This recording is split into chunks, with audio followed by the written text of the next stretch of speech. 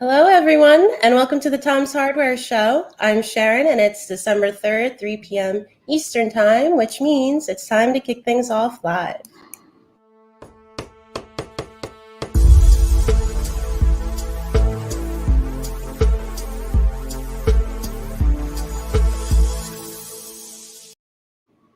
So we have a very exciting show this week. We're going to be talking monitors and GPUs with a couple great experts available to answer your questions. So Tom's Hardware Senior Editor, Jared Walton, will be giving us a look at the RTX 3060 Ti in a bit. Right, Jared? Yes. Awesome. But first, I want to introduce Roland Wooster, Chairman of VESA's DisplayHDR Task Group and also Principal Engineer at Intel. Roland, how are you doing? Doing great. Thanks for having me on the show. Awesome. So Roland is going to be giving us an expert look at HDR and also OLED monitors. So if you've been thinking about upgrading and have any questions for Roland, drop those questions into the chat on Facebook or YouTube, and we'll be answering those live on air. So Roland, for those who don't know about VESA's DisplayHDR program, could you just provide a brief overview of that? Yeah, absolutely.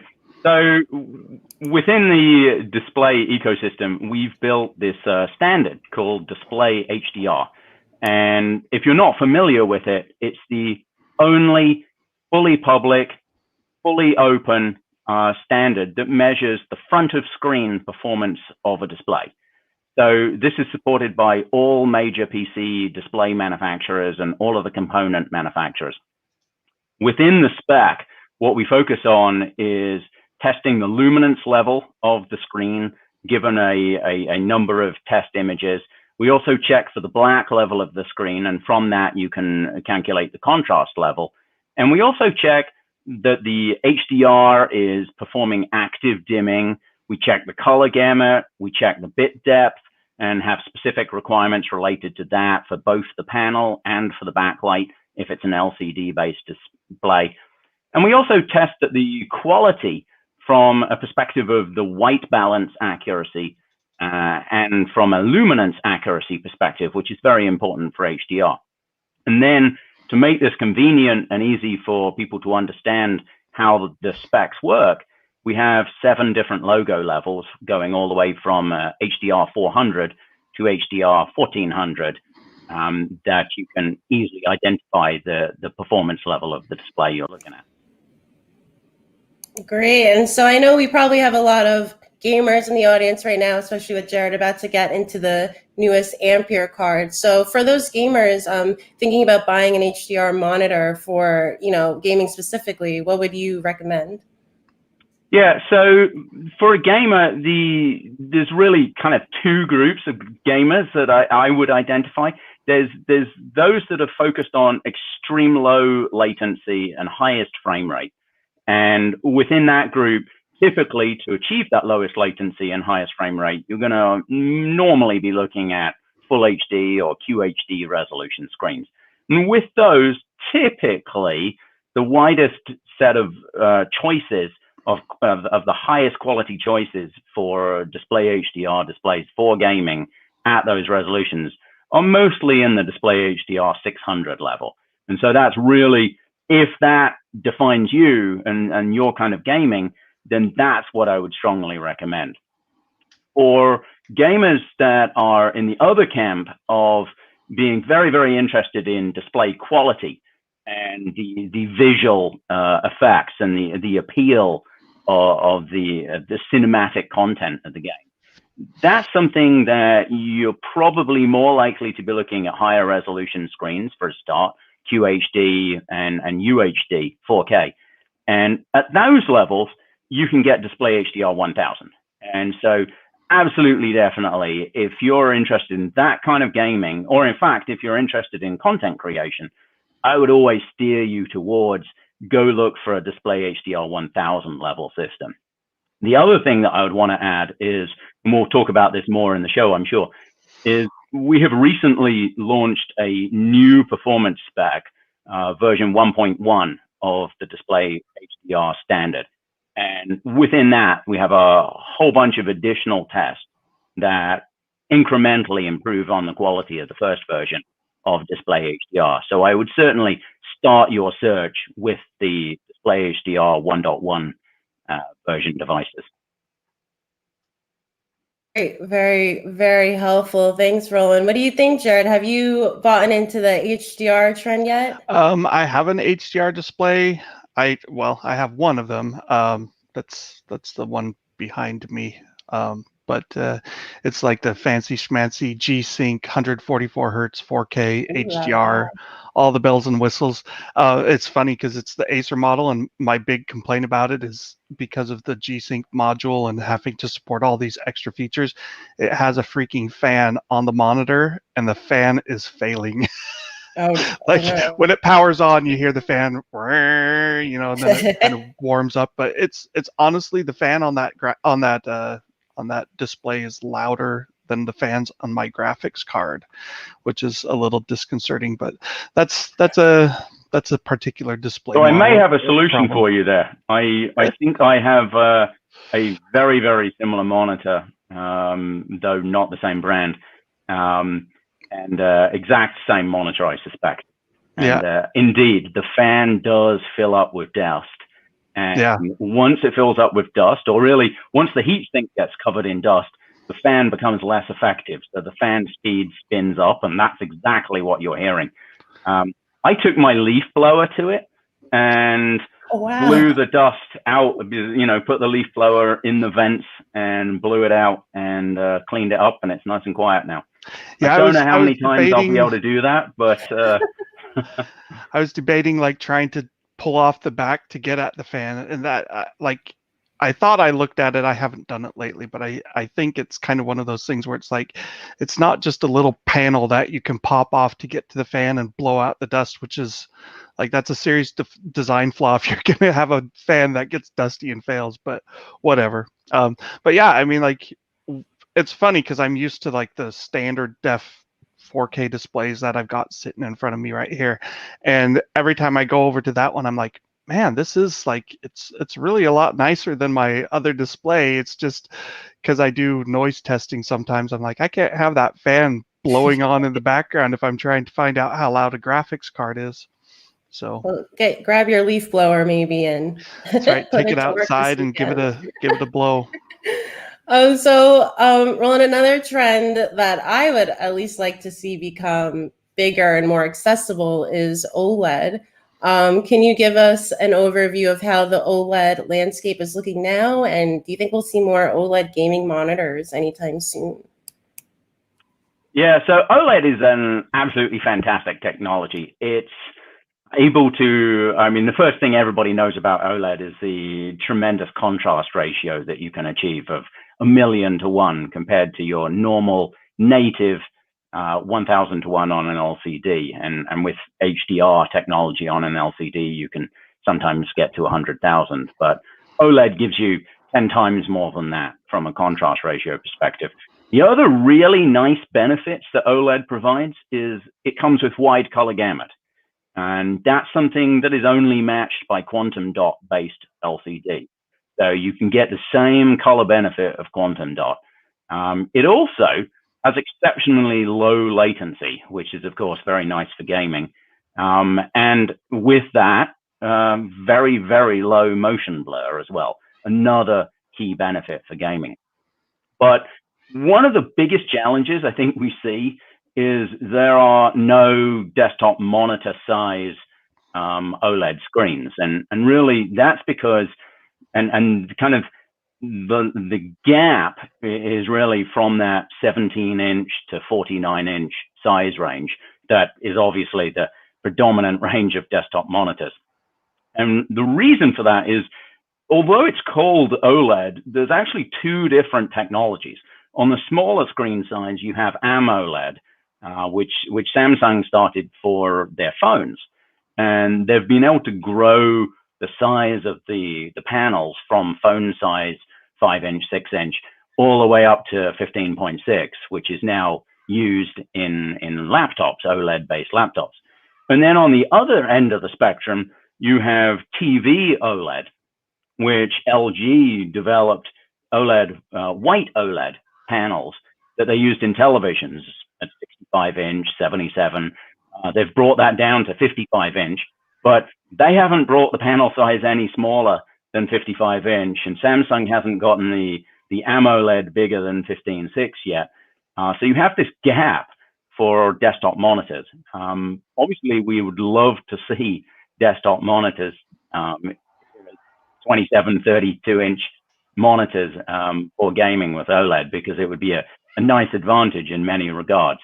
But that is an enormous technical challenge to get, either bring the white OLED down in size or bring the AMOLED up in size to meet what's needed for desktop monitors. Yeah, I'm still looking for that 40-inch. Yeah, I'm like, I would love a 40-inch 4K 120 hertz OLED. Like, I'd use a TV on my desk if I had all those specs, but 55-inch is a bit much.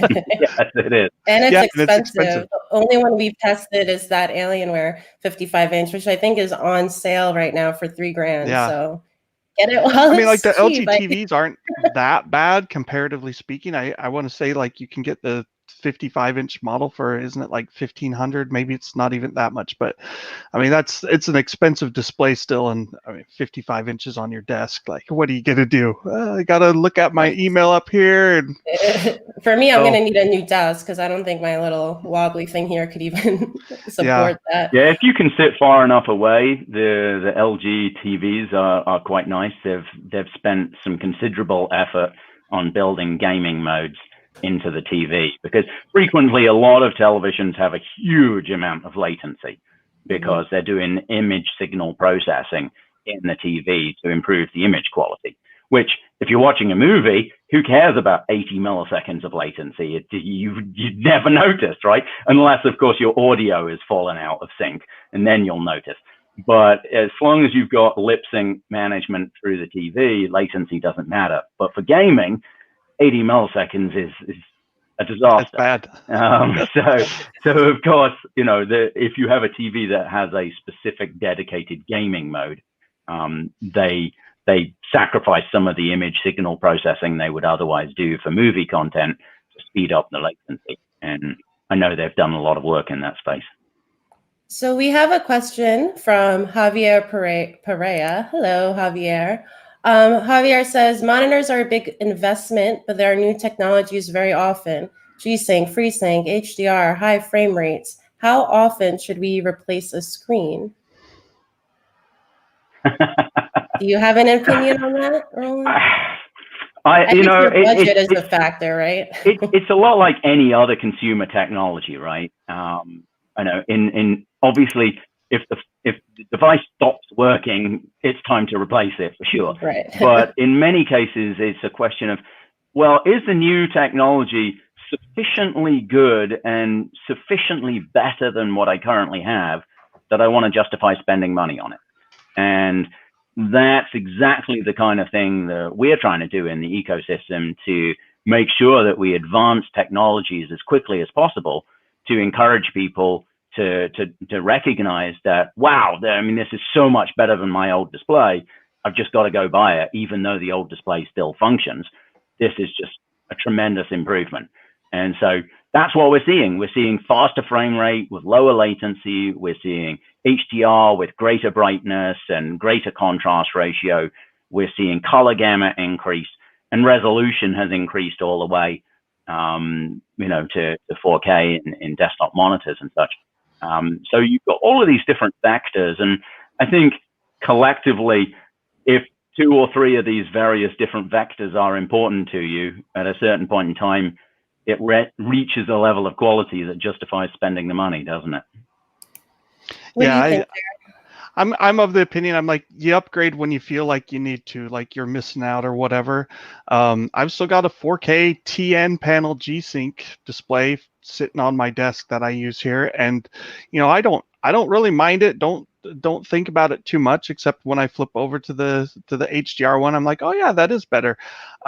But I need to test multiple graphics cards. So in fact, I've got 4 4K displays sitting around the office, all running benchmarks sometimes. But the oldest is 5 years old, I think, and it still works good enough for me. But some people would say, oh no, I need something better.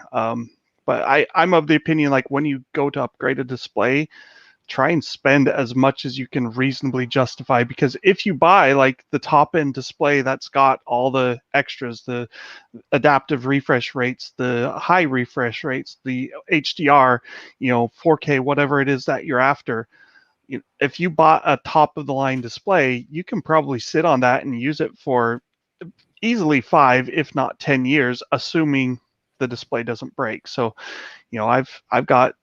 I had a 30-inch monitor that I bought in, I want to say 2007, and I used that up until 2015. And the only reason I upgraded really was because as a benchmarker, I needed to test 4K display, 4K resolutions, and I couldn't do that on the old 2560 by 1600 30-inch. But it was still a great display that served me really well for almost a decade. So. Great. Yeah, that's a really good point, Jared. I mean, to add to that, you can either buy a cheap display, use it for 3 years, and plan on recycling every 3 years, and perhaps regret the purchase for 3 years, or buy a premium device and expect to keep it for longer and be probably happier in the long run. Yeah, I was talking to someone, a cohort of ours, that he's like, yeah, I bought a 1080p cheap, like, he's like, I think he said it was like $100, and he bought it last Black Friday, and he's like, I regret that. Right. He's like, it was super cheap, yeah, but now when I use it, even as a secondary display, I recognize the lack of quality, and you do get what you pay for. So, I mean, I'm of the opinion you got to get, at least, if you're buying a new quality display, it should have at least an IPS or a VA panel. I'd love a good affordable OLED, affordable meaning like $1,000 or less, and a computer screen size, 30 to 40 inch would be ideal for me, but some people would want 28 inch, and they just don't exist now, and that's unfortunate, because that's what we'd really like to see, I think, for displays. And the great thing about, upgrading your monitor is that's something you're looking at all the time. You will notice you see it. I'm testing actually a TN monitor right now, and I can tell the difference, trust me, in terms of image quality. So Roland, we do want to kick it over to Jared in a bit, but I just wanted to check with you real quick on, in terms of OLED, I know VESA has a spec for OLED display specifically that's newer. I want to say it came out last year. Is that correct? Can you give us a quick overview of that, so for those days when maybe we can actually start shopping OLED a little more? Yeah, so the DisplayHDR program has been around for 3 years. And the OLED variant of the logo, called DisplayHDR True Black, that's been around, I think, for 18 to 20 months now. So we launched that. At this point in time, it's only laptop panels that have so far qualified using that spec. It's a pretty tough spec to meet, and it's a very high quality spec. And a lot of the larger OLED panels are simply not bright enough to meet our True Black specs. And really, the biggest challenge for an OLED television trying to meet the spec is the requirements for the full screen white and the full screen flash. The larger televisions, the OLED televisions, generally do not have the power characteristics to be able to do that. And so that's where, some of those have not been able to meet the specs and have therefore chosen not to qualify. Mm-hmm. Great. Well, Roland is going to stick with us for the rest of the show. So if you have any more questions about monitors, HDR, OLED, drop them into the chat, and we'll try to answer those before our show is over. But I want to kick things over to Jared, because this week, rumor turned into reality, right? And Nvidia released the RTX 3060 Ti. Jared has an excellent, it's in his hands. It's real, y'all. Yes. He has an excellent in-depth review on our site, but he can give us a quick overview right now. I mean, affordable and inexpensive and whatnot are all loaded terms, because some people think if it's more than $200, it's not affordable.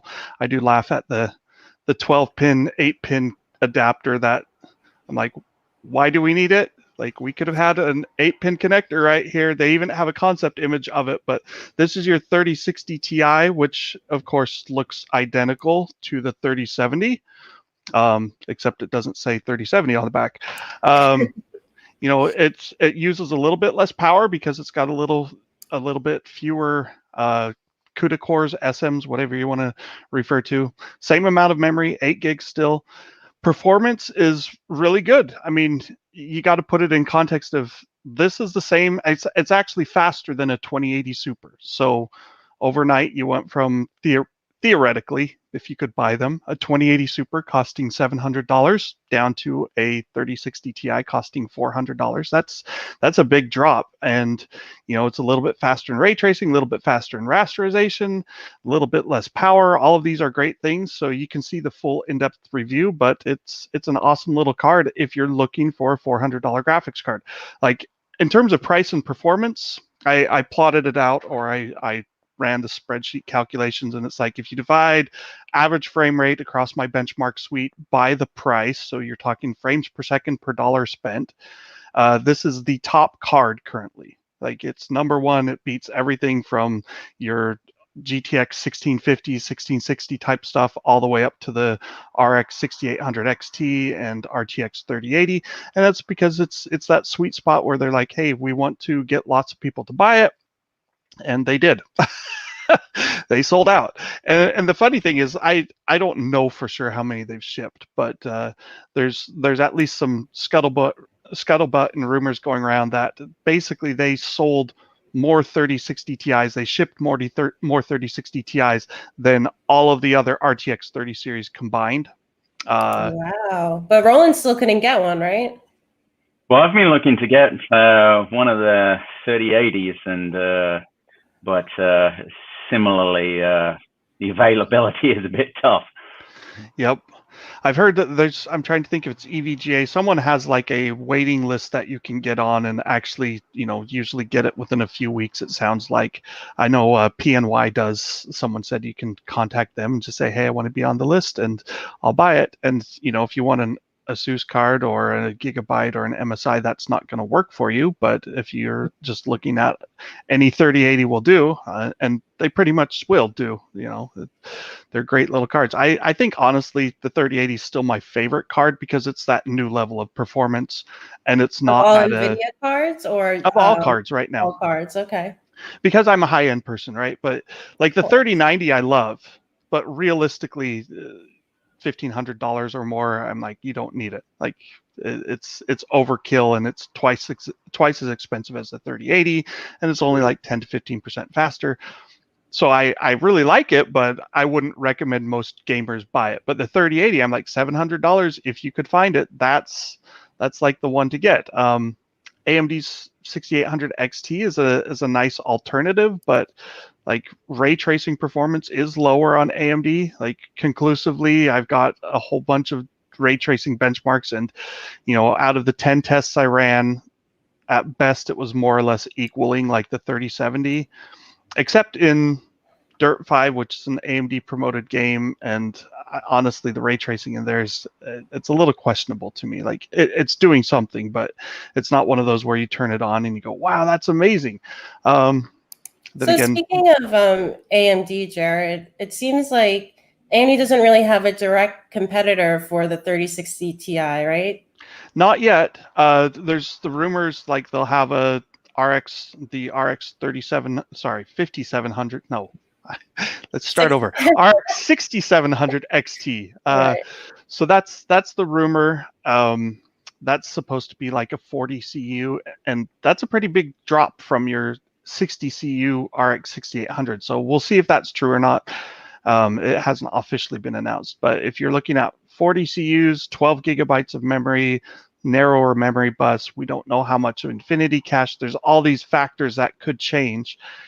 It should still be a good alternative. We'll have to see how it performs when it launches, and we can test it and put it through the benchmarks, and how much it costs. You know, I honestly, if you're serious about getting a high-end graphics card and you're like, I just want anything that's better than the previous gen, I think if you could find a 6800 or 3070 or 3080 or 6800 XT, like all of those are worth buying if you're willing to spend the money. I don't think any of those cards are going to be like readily in stock without having to join a waiting list or get lucky, probably until maybe February. We'll see. Like if you look at just eBay or used markets for graphics cards, even the previous gen stuff is overpriced and selling out. So, I mean, like you look on eBay and there's 2060 Supers selling for $500. Like that's a $400 graphics card that came out over a year ago. It should not sell for 20% more, 25% more than it launched at. But that's kind of the market with this whole COVID influenced shortages and stay at home and all that stuff. So it's brutal finding the parts that you would really want in stock right now. Right. So Roland, if you did or do get your hands on the 3080, what are you looking to do with it primarily? Well, I do a lot of content creation work, and so I use DaVinci Resolve, and with that, it's pretty compute and GPU intensive. The software is really well designed, and it's a great balance of using both 18-core CPU and a high-end graphics card simultaneously. And I use that for generating HDR video content. So, that's one of my passions, of creating the video, shoot it myself, edit an HDR output. And that's one of the things that's driven me to this role in driving HDR work. And then games as well. There's several games I play, but some of them are HDR enabled, some are not. Well, yeah. So speaking of gaming, of course, RTX, we got the ray tracing. Jared, can you tell us a little bit about ray tracing performance on this card, especially in terms of how it compares to other cards? Yeah, so it's across the test suite. I want to say that it was about the same speed as the 6800 XT from AMD in ray tracing, which also means it was like a little bit faster than your RTX 2080 Super in ray tracing. I wonder if should I dare to try and put up a screenshot? Let's see. Dare. Wait, let's see. Okay, bear with me for a second. This is live fun. In the meantime, while Jared's getting this set up, if you have any questions, now's a great time to put them in the chat. But it looks like, okay. Can you see that? Is that visible, legible? There we go. Yep, we can see that. So there's your 10 game average, and that's not games per se on all of them, because I put in 3D Mark Port Royale. I put in, well, I'll hold off here for a second. So there's your overall average. You can see the 3060 Ti actually did come in below the 6800 XT. It came ahead of the 6800. It's a little bit faster than a 2080 Super. Changing the resolution doesn't change things too much. Like everything basically stays about the same. I don't think the order changed between the 2080 Super and the 6800 and the 3060 Ti. You get a few swaps as you go through those resolutions, but 4K gaming with ray tracing is not really in the picture for the 3060 Ti. You can see even with DLSS, and that's quality mode, so you could probably get another 30%, 40% if you drop to performance mode, but even that would be struggling a bit on some games. So there's your overall, individual games. Here's Black Ops Cold War, and you can see, here pretty much every NVIDIA card above the 2080 Super beat AMD until you get to 4K, which kind of becomes a little pointless because you're at 30 frames per second.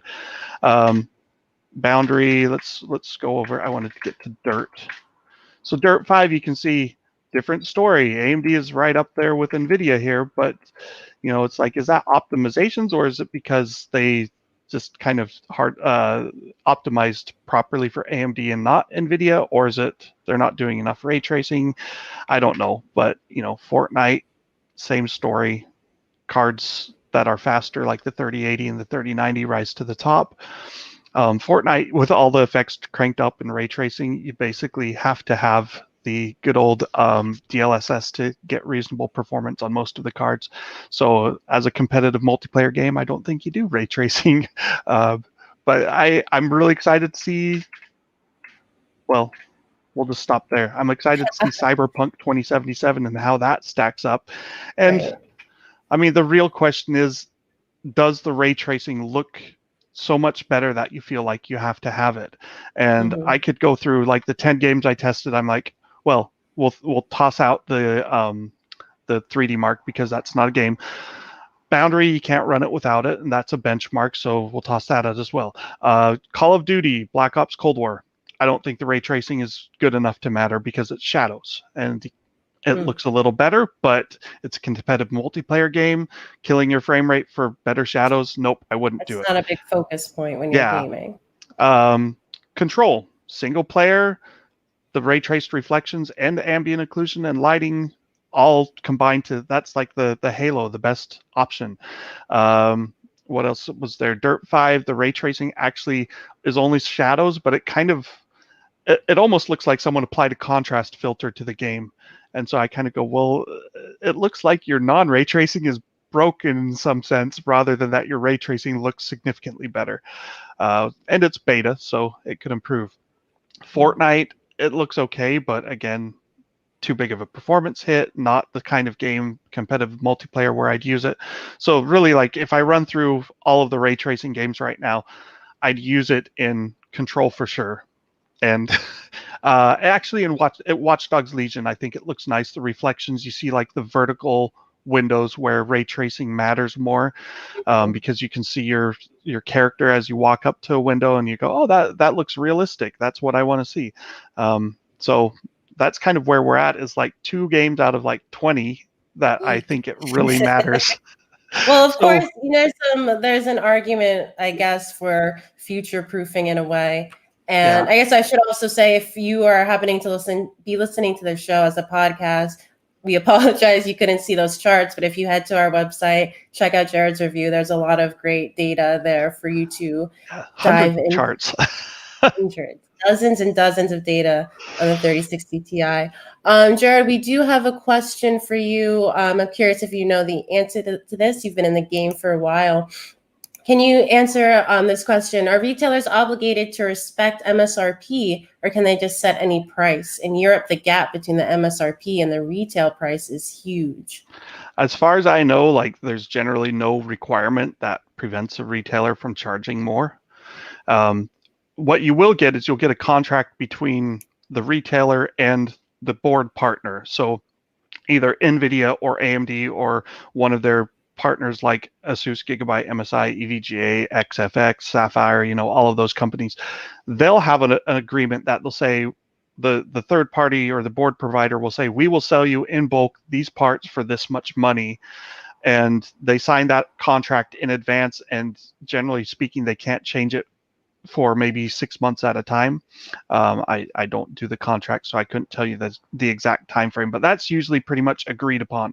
So Asus, and then the board manufacturers also have agreements in place with AMD and Nvidia to say, this is how much we're paying for the GPU or the full chip, depending on what they're doing. Not chip, but the full like PCB and memory and all that stuff. So those contracts get put in place and they don't really change, which is, interestingly enough, some cards are being announced at higher MSRPs. Like, there's some 6800 XT cards that have a $900 MSRP compared to the reference model is a $650 MSRP.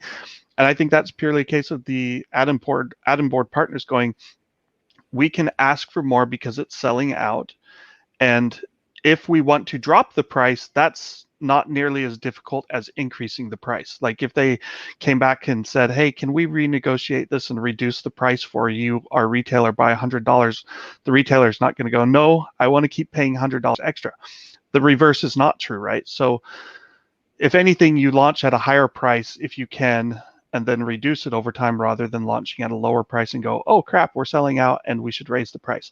The retailers, not all of them, but some of them are definitely going to take the profit and say, hey, we can bump this up 10%, even 20, 30% in some cases. I don't think you're getting that so much from like the big companies like a Newegg or an Amazon directly, but their marketplace vendors are definitely increasing the prices. And it's almost like the scalper stuff on eBay, where you see cards where it's like, hey, there's one in stock and it costs $1,000 instead of $500. I just say don't pay it. Wait until the prices come down to MSRP. Europe, I don't know if there's any differences over there in what's required, but there's tax things and shipping, and I don't know what else Nvidia has going on with their partners over in Europe, but they traditionally are more expensive over there, and you combine that with shortages, and there's definitely some profiteering going on. So to bring the conversation back to ray tracing real quick, I'm just curious, Roland, you mentioned you do some gaming, you're on the hunt for an RTX card. How much of a consideration is ray tracing to you as a shopper?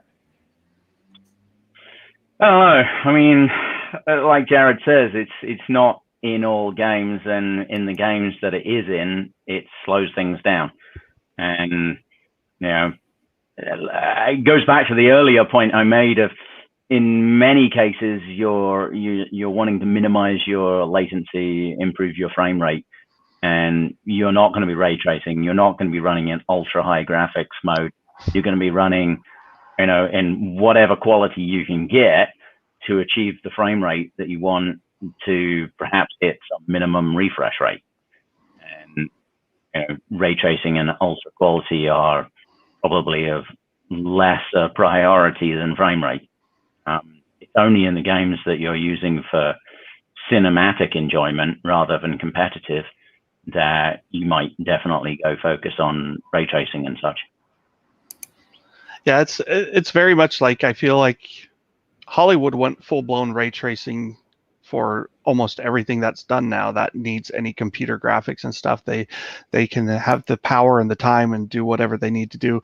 Real time, it's a completely different story, because real-time ray tracing, they're typically doing like 1 or 2, or in some of the demos, I want to say, like there's one called Bright Memory Infinite that's got a ton of ray tracing effects, and they look pretty cool. And they drop performance a lot, but they might be doing like 5 or 6 ray casts per pixel or something on average. Hollywood does like hundreds of rays per pixel, and they take minutes or even hours per frame on a rendering farm to render them, and it looks a lot better. We're not at that stage or anywhere close to it for games, and so that's kind of the trade-off. It's like, well, how do we approximate it and still keep frame rates high? And that's what your RTX and your big Navi GPUs are looking to do, and it's a balancing act, and I don't think they've really gotten the hardware to the point that they can balance it more in favor of image quality without tanking performance. Right. So Jared spent the past few nights without sleep testing this card. So if you have any questions, definitely put them in the chat. I'm sure he'll be glad to answer. I have a question for you, Jared. You've done so much testing over maybe like the past month and a half. It's been a couple of months of hell, really. Like it's fun, but it's terrible. Fun hell. Hell can be fun, right? Sure. Ever since the 3080 launched, it's just been like card after card coming, because every card is almost, if you really rushed it, it's a week, maybe 2 weeks is more reasonable. So you go, well, 3080, 3090, 3070, 3060 Ti, that's 8 weeks. 6800 XT, now we're up to 12 weeks of testing. You look at the calendar and you go, yeah, there's been like about 12 weeks between all of those launches, and I had to do retesting of older generation graphics cards to catch up, because I didn't have all of the benchmarks done for ray tracing on all of the RTX 20 series, so I went back and did some of that, and there's still more you could do, but they've kept me very busy, and I've still got I've got partner cards that I've just kind of said they've got to wait until all of the new GPU launches are over, because I don't have time to, it's not just the testing, but writing them up takes several days. And so I'm just like, I'm buried in graphics cards, which is a good problem to have, but it's like painful the only too. One. Yeah. And you sit there and you go, how do you review a card that, people can't buy? It's really frustrating for the end users too. 'Cause every 3080 out there, I'm sure if it were in stock, would be worth buying right now at a price of $700 to $800. But none of them are in stock for a reason. So let me ask you your opinion. You've pretty much have tested the next generation of gaming graphics cards. How does the battlefield stand right now between AMD and Nvidia? I know a lot of people have been rooting for AMD for a while, but how's it really looking? It's interesting. So if you throw out ray tracing and DLSS, and that's key, then AMD comes out probably in a little bit of a lead. The 6800 XT ends up pretty close to the 3080, and the 6800 easily beats the 3070, but it costs a bit more. So from that standpoint, AMD looks really good. You turn on ray tracing, and again, I don't think you have to turn on ray tracing, and so NVIDIA comes out ahead with ray tracing. But I think bigger than ray tracing is this whole DLSS stuff, because it actually does look pretty good in the games that support DLSS 2.0, and you can use DLSS 2.0 without ray tracing. So it's like, well, say you're running ultra quality without ray tracing at 1440p and you're only getting 50 frames per second or even 60 frames per second. You're like, I've got a 144 hertz monitor. I'd like to be pushing at least into the 100 frames per second range because that will improve latency and all this other stuff. You turn on DLSS in quality mode, you'll probably get 20 to 30% more performance. In performance mode, you might get 50 to 80% more performance. And does it look as good? No. I mean, it varies. I think some games in quality mode, DLSS looks better than temporal AA in native mode. Other games, it's probably not as close, but still, I think that's kind of the way I'd go. In most cases, I'd like the higher frame rates more than I would care about slightly improved visual fidelity. So there's that, and AMD doesn't have a working answer to DLSS yet. They're working on Fidelity FX super resolution that will probably be similar in some respects. You can use temporal scaling, and it looks okay, but it definitely doesn't look as good as DLSS. So that's kind of where I sit. I say, would I pay a little bit more for an NVIDIA card that gives you the potential to use DLSS and slightly better ray tracing performance, depending on which cards you're looking at, right? But I think NVIDIA wins in that sense. 6 months from now, maybe we start seeing Fidelity FX super resolution used more.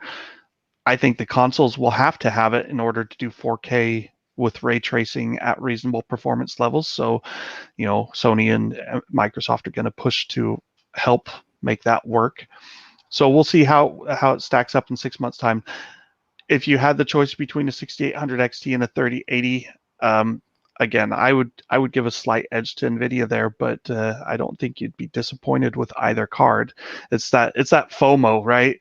People who buy the AMD card, would they have FOMO going, oh man, but I don't have DLSS? Some would, some wouldn't. So it looks like you're on the hunt for the right card, Roland. I wish you luck. Actually, I will say he says he does professional work and such, and at least the last time I looked at it, I haven't done the full suite with AMD's new cards, but for things like DaVinci Resolve and Blender and Optane Render, like NVIDIA is definitely leading in those areas too, often by wide margins. So like as lopsided as the consumer market is in the GPU world, where like presently it's something like 80% NVIDIA and 20% AMD, or maybe it's 75 and 25, whatever the split is, but it's definitely a lot more NVIDIA cards. You flip over to the professional side, and I mean, it's probably 90 to 95% NVIDIA.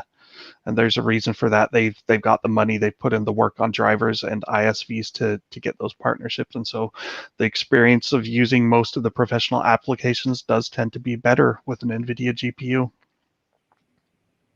So we're nearing the end of our show. I'm just looking to see if we have any more questions. I see we do have one from Craig O'Rama. Hello, Craig. I'm going to call you Craig for short. I hope that's okay. Craig is asking, does DisplayHDR improve display response time? That seems like a question for Roland. Yeah, so we have not included any latency tests in the DisplayHDR spec. So it's independent of any kind of latency measurement. So it doesn't really indicate one way or the other. It's a front of screen display test. It doesn't test the time from the GPU to the display. Okay, of course, very, very helpful. I'm going to bring up Jared now because we've got a graphics question for him. Is DLSS penalty the same in all RTX cards? It's the same to upscale. Is it the same to upscale with an RTX 3060 as RTX 3080? The answer is it depends. It depends on the game, and it depends on what resolution, and it depends on whether you're CPU bottlenecked or not. So I want to say the Call of Duty Black Ops Cold War and the previous Call of Duty Modern Warfare, actually Modern Warfare didn't support DLSS for that reason. Because they basically said it starts to run into CPU bottlenecks. So at like 1080p, if you turn on DLSS and you've got like a 3080 or 3090, it probably doesn't help your performance much at all. Minimum frame rates might even drop in some cases. But if you have a GPU bottlenecked scenario, then you start seeing the same rough scaling for the same DLSS settings. So if you take a game like Fortnite, for example, where Fortnite, if you turn on all of the ray tracing effects, it beats up on even a 3090. I mean, a 3090 will run at like 250, 300 frames per second at 1080p ultra or epic quality. You turn on maximum ray tracing and it drops down to 60. So, that's a huge drop in performance, but you are fully GPU bottlenecked at that point. And so if you turn on DLSS quality, it's probably 30 to 50% faster. I don't have the exact numbers right now, but if you turn on DLSS performance mode where it's doing 4x the resolution, so it'd take 1080p to 4K, or it'd take 960 by 540 to 1080p, then you would still probably get almost a doubling in performance, maybe even more in some cases. But it does vary, which is why I did run the benchmarks for the 3060 Ti, and you can see how at 1080p the performance benefits don't tend to be as great as at 1440p, and then 4K is where you really see a big benefit to DLSS in terms of performance. So it looks like we have a couple great questions from Ivan. So we'll start off with our graphics question. When will we get the RTX 30 series for reasonable prices? When, Jared? Tell me. I think it'll probably be February or March when we'll actually see a lot of cards that are available in stock at places like Amazon and Newegg for basically MSRP. You're probably not going to see Founders Editions in stock a lot because those are like the minimum MSRP. The add-in board partner cards are usually going to start at $30 to $50 higher than that, and they might go up to $100 higher in some cases, or even more if they do like liquid cooler or whatever. But I would guesstimate that February is a good time frame for when we should see them in stock. I could be wrong. I hope I'm not wrong, but that's kind of where I'm looking at. All the good things we have to wait for next year, huh? Yeah. You'll be able to get a Zen 3 chip maybe at the same time. And a PS5 and Xbox. Yeah. Xbox, everything you want. 2021, that's the year. The irony is, like, by then we'll actually have Intel's Rocket Lake should launch. It might not be out in February, but March or end of March is when it's supposed to launch. And unlike everyone else, Intel is actually fabbing and producing their own chips on their new SuperFin tech, right? And they have capacity. Like TSMC is totally tapped out because they're providing AMD CPUs, AMD GPUs, Nvidia GPUs, Intel chips of some form, Apple chips, a lot of Apple chips. Like everyone has been using them. Intel doesn't make much for anyone but Intel. So we could see a lot of Rocket Lake chips actually launch in quantity in March. Intel we'll has a lot to make up for, so. Yeah, it has a lot to, and it tops out at 8 cores, so it's not going to beat a 16-core Zen 3. I don't think it's got a chance at that. But for gaming performance at a reasonable price, it could be interesting. I'll just. So we have one more viewer question from Ivan. I'm going to pass it over to Roland. When do you think we'll see full micro LED displays? That will take a while. Depending on what screen size you're talking about. There are 1-inch, 2-inch screen sizes now. If you're talking about in a laptop, that's going to take several years. It might be 5 years away. Talking about desktop, it's going to take even longer. And the issue is you build the LEDs on a silicon wafer, and then you have to lift the LEDs either one at a time or in a batch process from a silicon wafer to the screen. And so if your silicon die size is 12-inch, which is a fairly common wafer size that I think would be used for this, you've got to take this 12-inch wafer and you've got to pull the pixels off that and then lay them back down on a back plane for whatever screen size you've got. So if you've got a big 27, 32-inch screen size, you're going to have to do multiple transfers. And again, every time you add another transfer, it makes it incredibly more difficult to get the transfer perfectly aligned with all of the previous transfers. So increasing the screen size is a profoundly harder challenge when you're talking about screen sizes bigger than the wafer size. Wafers aren't cheap. I mean, like, even if you're using old gen wafers, like if you're using a 28 nanometer or whatever wafer, like it's still probably just $1,000 to run a wafer, right? Like, I mean, the 7 nanometer stuff is, but the like challenge is you're not using the whole wafer, obviously, because the cost would right. be absolutely ludicrous. So you're basically using a wafer size area, and it's like that's the whole wafer right. Just to do one screen would be insane. Yeah, so you print many LEDs on the wafer, and then you pick and pull the LEDs off the screen, off the wafer, and then place only the ones you need onto the back plane of the panel that you're making. But if you're pulling from a 12-inch circular source, you know, how many 12-inch circular sources do you need to make up a 32-inch screen? Yeah. It's going to be quite a number of, you got to pull these pixels from this wafer and put them on the back plane, and then pull the next batch and put them on the back plane.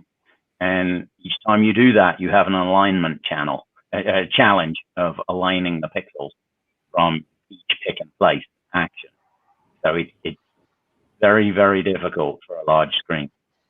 I think we're going to see computers. We'll see LCD for a fairly long time, I'm sure, particularly in desktop monitors. And really, what I envisage for quite some time, given the challenges with micro LED and the challenges we talked about for OLED into the desktop monitor size, is we're going to see LED backlights on an LCD, and we're going to see more and more zones in HDR dimming.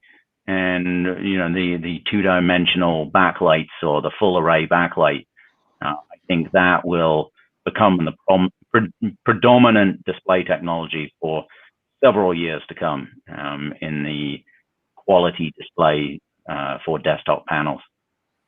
What's the holdup with, like, you know, we've got 55-inch 4K OLED displays or TVs. Like, what's the difficulty in getting that smaller? Is it just like the OLED size is too big to make a 4K 28-inch or whatever?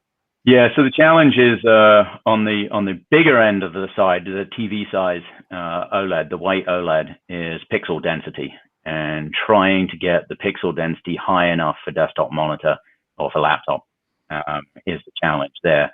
Starting at the smaller size, the issue is a capacitance problem where the physical size of the screen affects the capacitance, and so scaling up the screen size has electrical properties that you have to deal with, and that's where the challenge lies. We don't have 8K OLED, right? It's just 8K LCDs. I'm not sure about that. Because if you had if you had a 60-inch 8K OLED, like quarter it up, and that's 4 30-inch 4K. Like that would be perfect. That's all I need. Yeah, I think the 8K maybe starts at 77-inch. I'm not 100% sure on that. I'd still take a 35-inch. I mean, come on, display manufacturers. You heard it right here. 35-inch 4K OLED. That's what I want. Jared. Good things come to those who wait, though, I guess, right? We'll see. Avram keeps on saying OLED looks better than real life. I'm not sure what's wrong with his eyes because it doesn't, but I still want OLED. It looks better than most things I look at in real life. Everything's bland these days. Because it's oversaturated and incorrect. Yeah, if you're looking for quality, then yeah, your eyes should be the best option. Yeah, if you're willing to just oversaturate and have a vivid boost, then that's a slightly different outcome, isn't it? Yeah, living life on the extreme. That's what that would be. So it looks like I got through a lot of the. Okay, actually, Javier brings up a good point about OLED phones with small screens. Well, that's an AMOLED. Okay, fair point. Fair point. Yeah, so that's the technology that's been scaled up to laptop size. So I've seen 15.6. That's in market. There may be some work going on to go to the next screen size of 17, but I don't know any inside information in this regard, but I haven't seen production volume of desktop size. Awesome. Well, I definitely learned a lot today. I hope some of you guys learned some fun, helpful info too. So if you had a good time like I did, you can show us some love by liking Tom's Hardware on Facebook and subscribing to our YouTube channel. And don't forget, you can also download each episode of the Tom's Hardware Show as a podcast. So of course, I want to thank Jared for giving us a rundown of the RTX 3060 Ti. Definitely check out his review. He pulled a couple all-nighters to get it out there for us, so check it out. Also want to thank Roland Wooster for coming by and sharing his amazing expertise. Do you have any final words for our viewers, Roland? Yeah, the perhaps the most important tagline I have to share is, if you want more information about the DisplayHDR, all of the devices that have been certified, we have over 200 product families, over 500 regional variations of devices. If you want to get a list of them, go visit displayhdr.org. We have all of the specs, all of the test tools, absolutely 100% open and public, along with all of the certified devices. So you can go take a look there. Awesome. Well, thank you also to everyone who tuned in. That is our show for today. We'll be back next Thursday at 3 p.m. Eastern Time. See you then. Take care. Yeah.